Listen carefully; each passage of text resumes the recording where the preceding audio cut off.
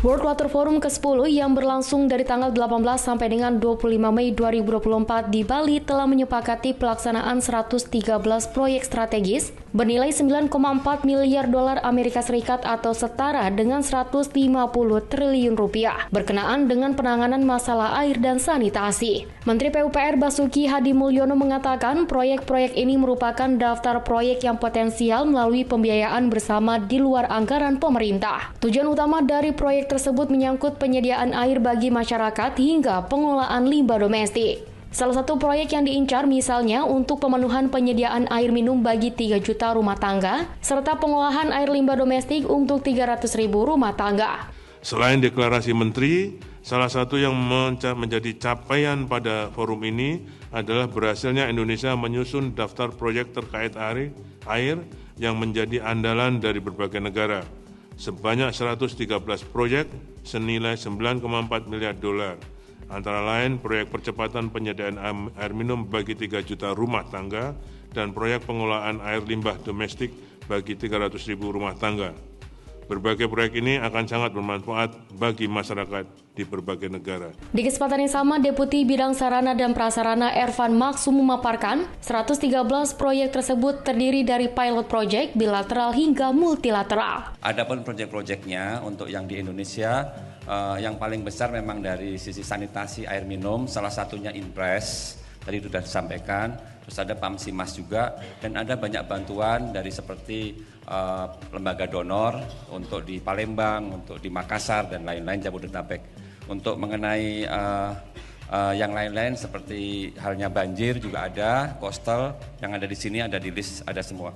Adapun daerahnya, nah ini mungkin yang ditanyakan, ada di Palembang, ada di Pantura, ada di Makassar, ada di Small Island, pulau-pulau kecil, dan Jabodetabek, serta Brantas dan Citarum.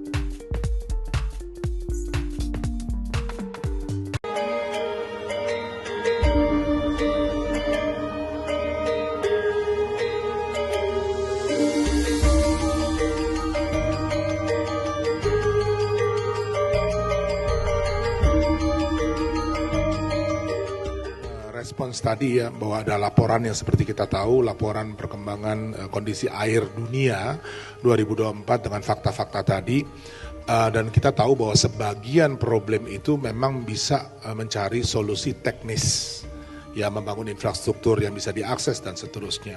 Tapi sebagian problem yang terjabarkan di dalam laporan itu perlu mencari penyelesaian non-teknikal. Kita belajar dari pengalaman sistem subak di Bali ini, yang oleh orang pada umumnya dikenal sebagai persawahan terasering dan seterusnya, tetapi Pak Ketut Riyadi ini menjelaskan bahwa bukan hanya tampilan fisiknya yang penting, tetapi sistem nilai yang sebetulnya membentuk keseluruhan sistem pengelolaan air inilah yang kita pelajari.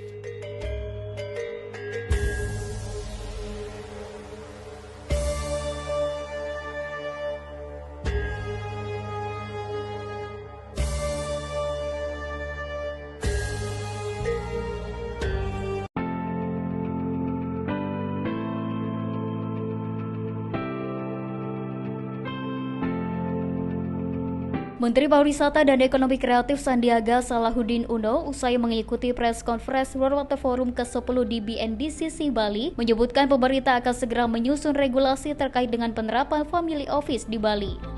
Family office adalah suatu konsep di mana sebuah keluarga yang membawa kekayaannya untuk investasi dan dikelola di suatu wilayah sekaligus berwisata.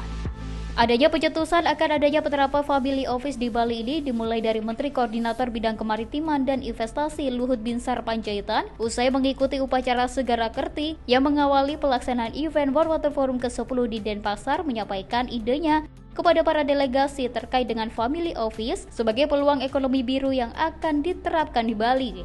Para delegasi turut menyambut positif gagasan Menko Maritim tersebut. Melihat potensi yang dimiliki Bali, salah satunya pariwisata berbasis air, Bali diyakini siap untuk menerapkan family office tersebut. Ini juga merupakan salah satu bentuk dukungan terhadap pengelolaan air yang berkelanjutan. Family office terlebih dahulu telah diterapkan di beberapa negara seperti Singapura dan Hong Kong, Malaysia, London, dan Dubai. Ya, karena rata-rata keluarga-keluarga yang ya keluarga-keluarga yang membawa pendanaannya ke sini itu mereka ingin berpartisipasi dalam pendanaan yang mengacu kepada ekonomi hijau, kepada ekonomi biru yang berkelanjutan atau blue and green circular economy. Itu yang kemarin kita bahas di Trihita Karana Forum dan Pak Luhut melontarkan ide ini yang ditangkap baik oleh para peserta. Jadi di acara World Water Forum ini banyak juga investor yang terlibat dan mereka juga melihat Indonesia sangat inovatif terhadap regulasi-regulasi yang bisa meningkatkan daya saing dan memperkuat kepentingan ekonomi Indonesia.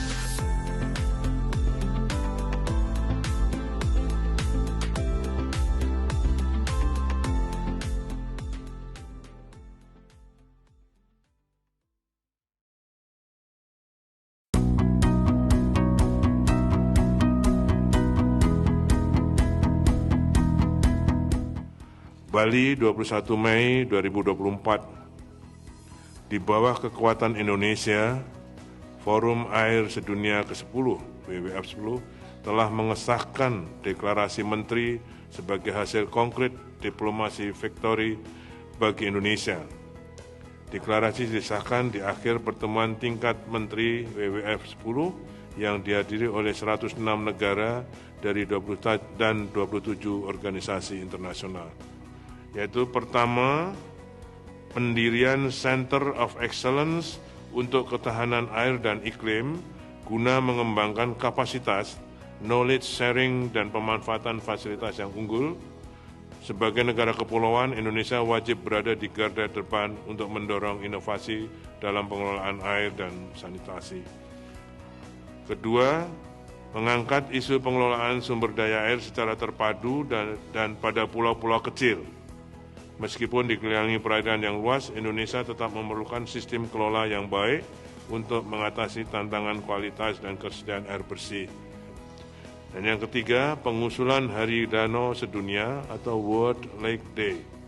Danau merupakan sumber pasokan air yang menghidupi manusia sekaligus memiliki fungsi sosial dan ekonomi masyarakat.